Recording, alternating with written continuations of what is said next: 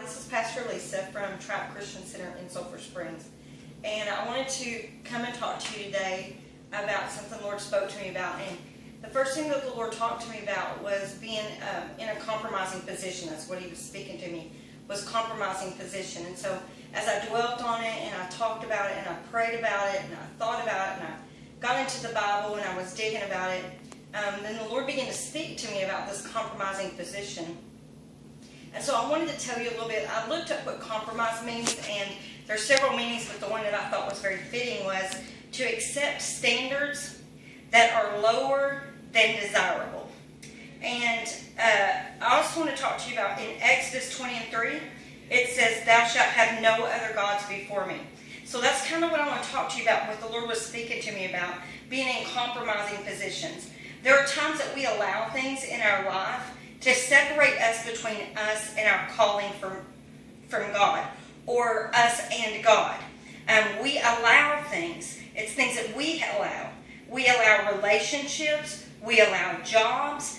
We allow family. We allow outside sources or outside influences to come between us, which causes us to compromise our position. I know when we say compromising position, people automatically assume that we are discussing like some kind of sexual thing, but that's not what I'm talking about. What I'm talking and what I'm speaking to you about today is when you allow a situation in your life to compromise your ministry and your walk with God. When you allow things to seep in, when you allow negativity that people have spoken over you, you allow that almost to become an idol before you. When you allow your job to take a place between the ministry that God has called you to. When you allow a job to separate you between you and your time with God and you spending time talking to God and praying, it almost becomes an idol to you. And we begin to look at those things more than we look at God. We know that God is always there. We know that God is, He said He would never leave us nor would He forsake us. But we tend to put Him on the back burner sometimes because we have all these other things that line up. We have all these other things that go in the place. And so what I need to speak to you about is, what are you allowing to come between you and God? What are you allowing to block your ministry from flourishing? What are you allowing to come in?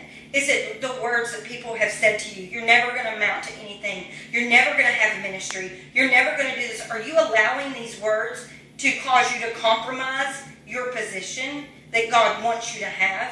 God said what He gives to you, He doesn't take away from you. But you can cause your ministry, you can cause your gifting to be compromised.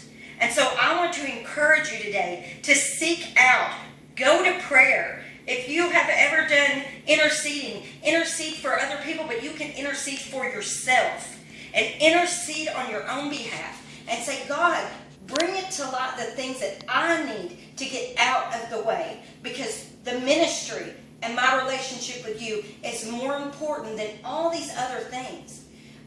When we're here, we're supposed to be working. We're supposed to be pursuing the ministry. We're supposed to be pursuing the acts of God, leading the lost, praying for the sick, visiting. We're supposed to be doing these things.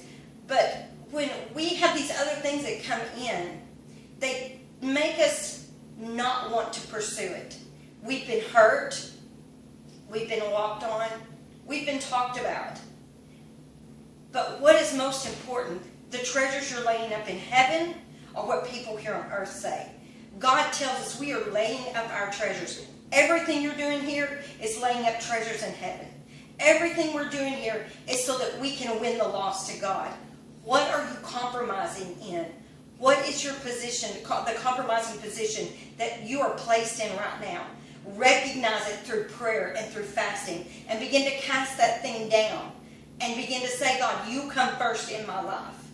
Doesn't matter what else is around me. God, you are number one. I'm praying for you that you will find what that is and get it out of your life. And that way you can pursue and you can reach the full potential that God intended for you to have. God said that you were His beloved. And He doesn't lie. So that means when you call somebody beloved, that means that they're endearing to your heart. They're close to you. You are close to God's heart. Find what you're compromising and cast it away. And I'm praying for you. Thank you.